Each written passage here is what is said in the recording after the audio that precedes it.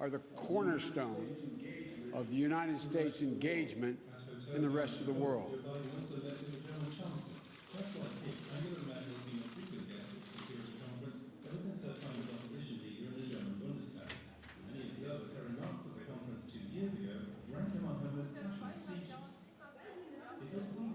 Weil wir merken, wie der Druck groß ist auf unsere klassische, für uns gewohnte Ordnung.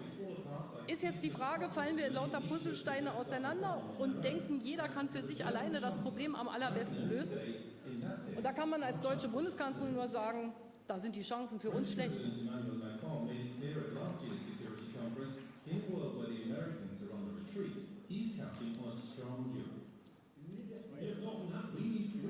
Wir brauchen Handlungsfreiheit, Unabhängigkeit in Europa, eine eigene Strategie.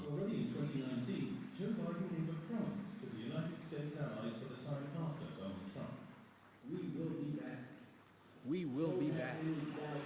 Don't have any doubt about that.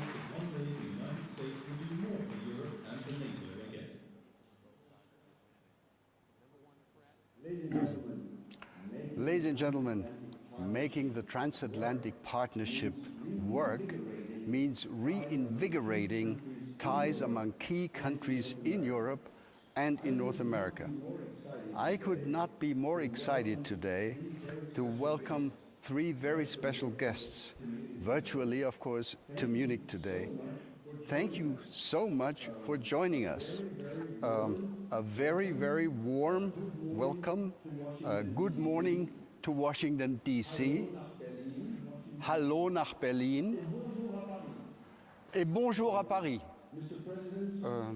Mr. President, Monsieur le Président, Frau Bundeskanzlerin, we are so excited to have you here together and have you talk about a new transatlantic agenda. And I'm sure you are aware that Boris Johnson will join this program a little later. He was still busy with wrapping up the G7 meeting in which you all participated earlier. So now, as our first speaker in this program, it is my privilege to welcome the 46th President of the United States.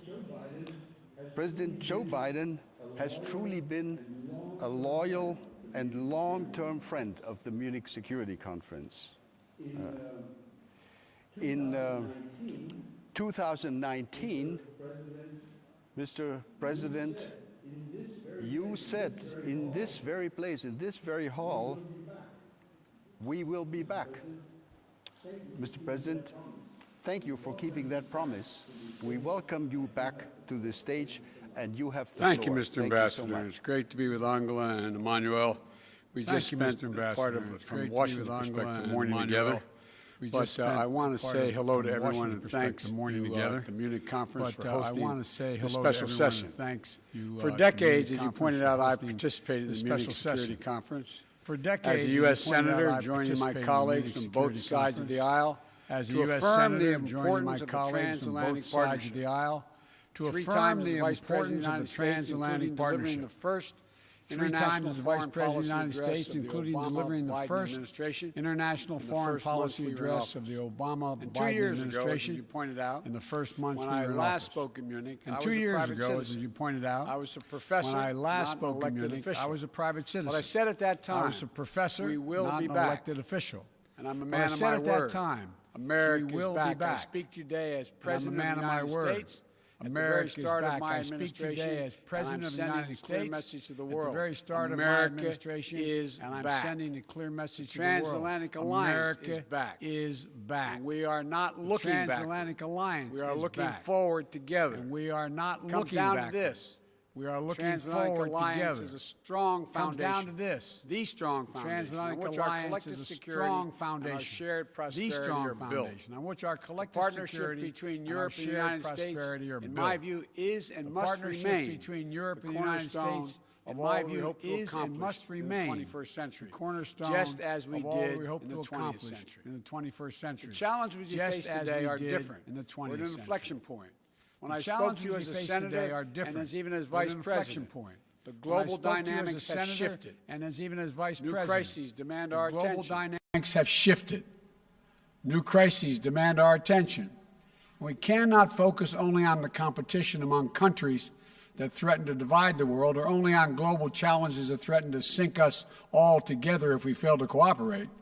We must do both, working in lockstep with our allies and partners. So let me erase any lingering doubt.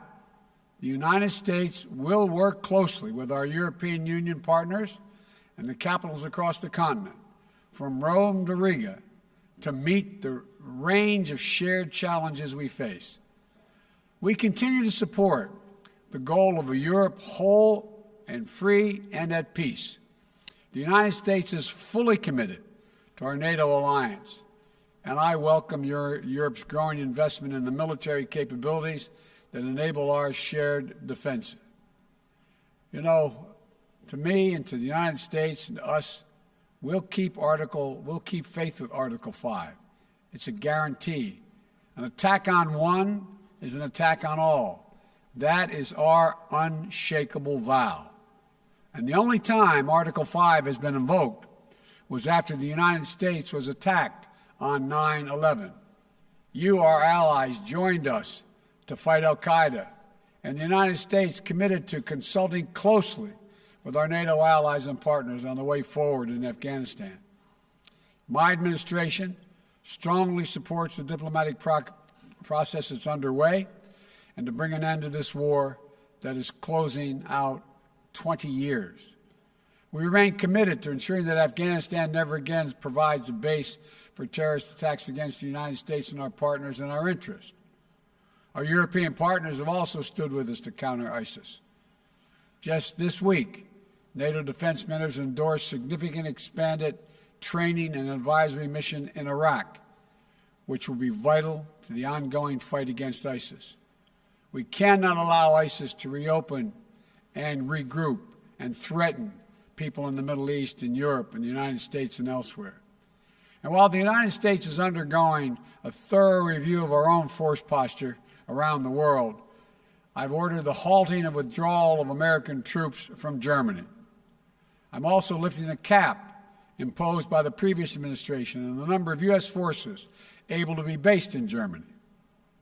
I know the past few years have strained and tested our transatlantic relationship, but the United States is determined to re-engage with Europe, to consult with you, to earn back our position of trusted leadership.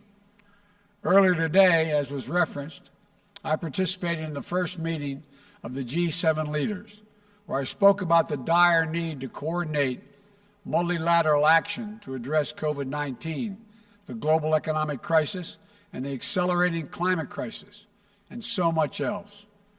Achieving these goals is going to depend on a core strategic proposition, and that is the United States must renew America's enduring advantages so that we can meet today's challenges from a position of strength.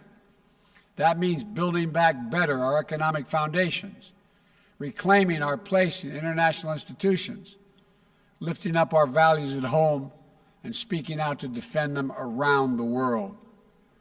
Modernizing our military capabilities while leading with diplomacy. Revitalizing America's network of alliances and partnerships that have made the world safer for all people. You know, I hope our fellow democracies are going to join us in this vital work.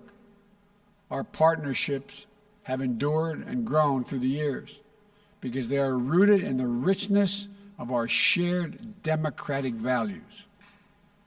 They're not transactional. They're not extractive.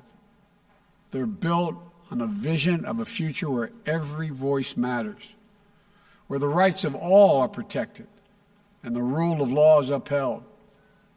None of this has fully succeeded in this, none of us has fully succeeded in this division. We continue to work toward it. And in so many places, including in Europe and the United States, democratic progress is under assault. I've known many of you for a long, long time, and you know that I speak my mind. So let me be very straightforward with you all. We are in the midst of a fundamental debate about the future and direction of our world. we're at an inflection point. Between those who argue that given all the challenges we face, from the fourth industrial revolution to the global pandemic, that autocracy is the best way forward, they argue. And those who understand that democracy is essential to meeting these challenges. Historians are going to examine and write about this moment as an inflection point, as I said. And I believe that every ounce of my being that democracy will and must prevail. We must demonstrate that democracy can still deliver for our people in this changed world. That, in my view, is our galvanizing mission. Democracy doesn't happen by accident. We have to defend it, fight for it, strengthen it, renew it. We have to prove that our model isn't a relic of history. It's the single best way to revitalize the promise of our future. And if we work together with our democratic partners with strength and confidence, I know we'll meet every challenge and outpace every challenger.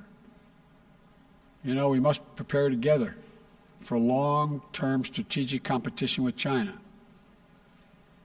How the United States, Europe, and Asia work together to secure the peace and defend our shared values and advance our prosperity across the Pacific will be among the most consequential efforts we undertake.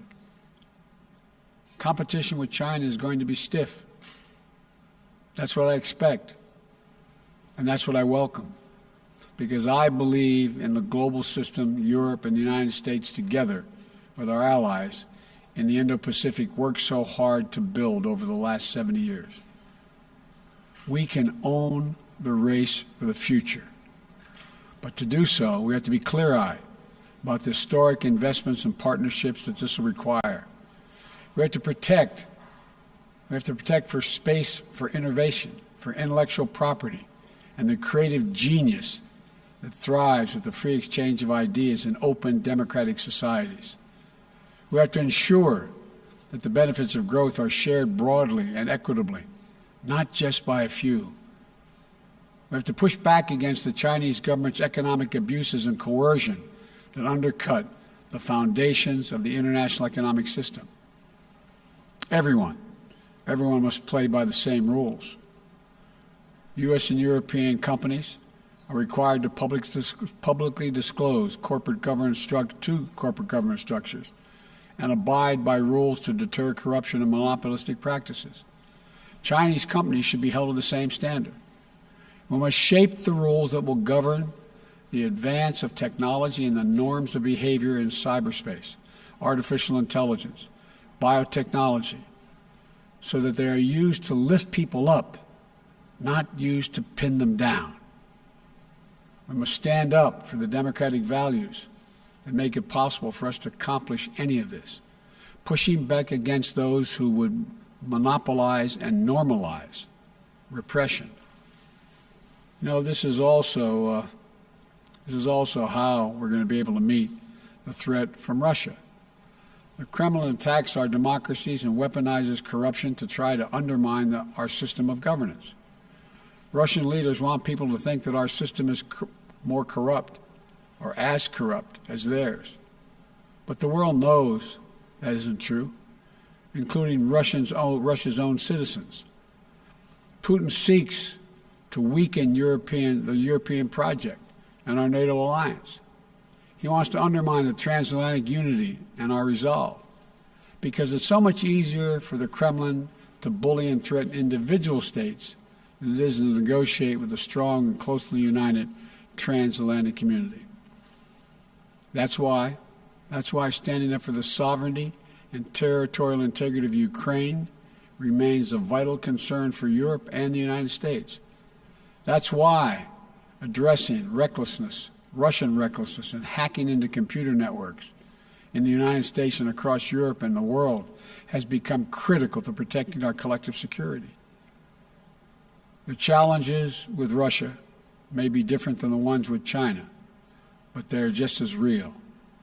It is not about pitting East against West. It's not about we want a conflict. We want a future where all nations are able to freely determine their own path without a threat of violence or coercion. We cannot and must not return to the reflective opposition and rigid blocks of the Cold War. Competition must not lock out cooperation on issues that affect us all. For example, we must cooperate if we're going to defeat COVID-19 everywhere. My first presidential national security memorandum focused on surging health and humanitarian responses to defeat COVID-19 and to better prevent and prepare for the next pandemic. Today, I'm announcing that the United States is making a $2 billion pledge to COVAX with the promise of an additional $2 billion to urge others to step up as well. Yet even as we fight to get out of the teeth of this pandemic, the resurgence of Ebola in Africa is a stark reminder that we must simultaneously work to finally finance health security, strengthen global health systems, and create early warning systems to prevent, detect, and respond to future biological threats, because they will keep coming. We have to work together to strengthen and reform the World Health Organization. We need a UN system focused on biological threats that can move quickly to trigger action. Similarly, we can no longer delay or do the bare minimum to address climate change. This is a global existential crisis, and we'll all suffer the consequences if we fail. We have to rapidly accelerate our commitments to aggressively curb our emissions and to hold one another accountable for meeting our goals and increasing our ambitions. That's why, as President, I immediately rejoined the Paris Agreement.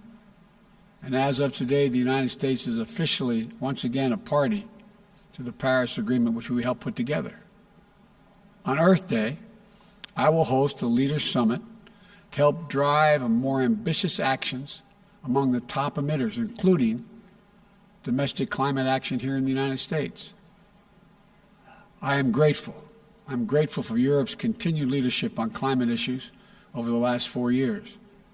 Together, we need to invest in the technological innovations that are going to power our clean energy futures and enable us to build clean energy solutions to global markets.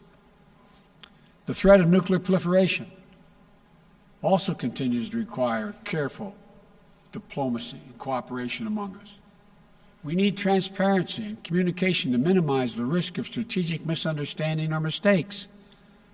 That's why the United States and Russia, notwithstanding other competition, extended the New START Treaty for an additional 4 years once I was sworn in. That's why we said we're prepared to re-engage in negotiations with the P5+1 on Iran's nuclear program. We must also address Iran's destabilizing activities across the Middle East. And we're going to work in close cooperation with our European and other partners as we proceed. We'll also work together to lock down fissile and radiological material to prevent terrorist groups from acquiring and using them.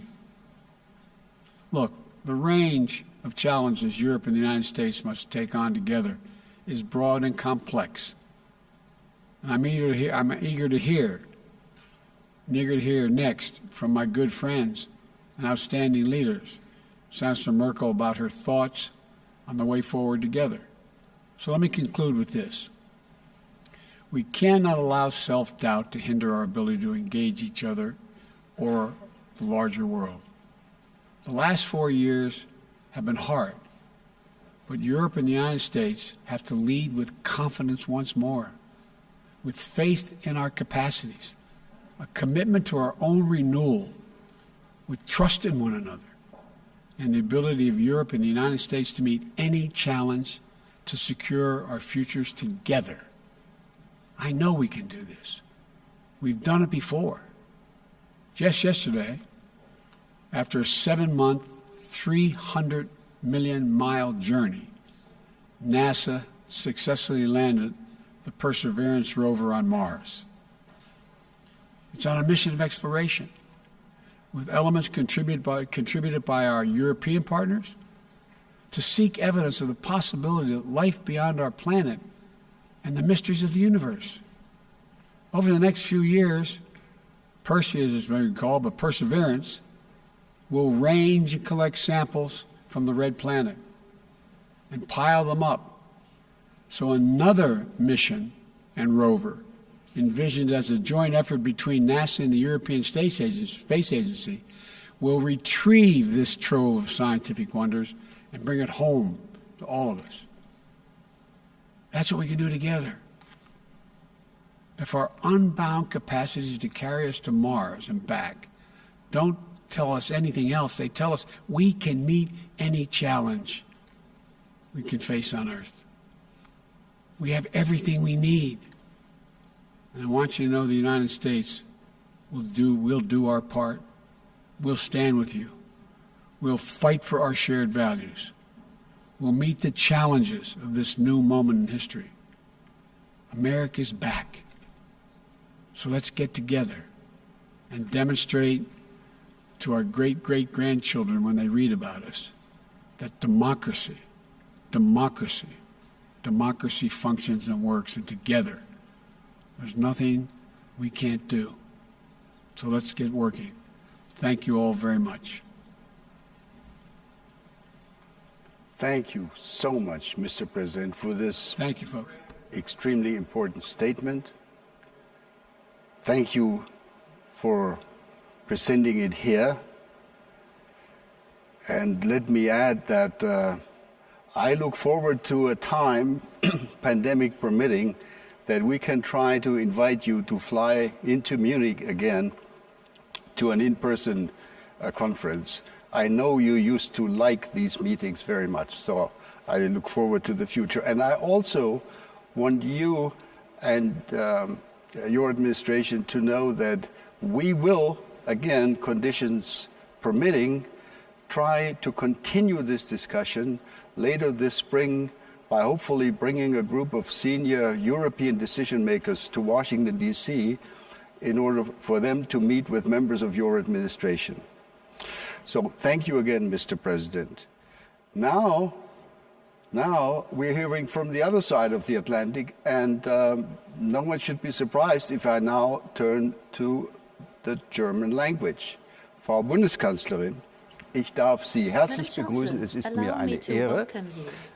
Sie haben in diesen Jahren Ihrer Amtszeit häufig hier gesprochen, heute zum ersten Mal in dieser virtuellen Form. Und es freut mich ganz besonders, bei dieser Gelegenheit auch ankündigen zu dürfen, dass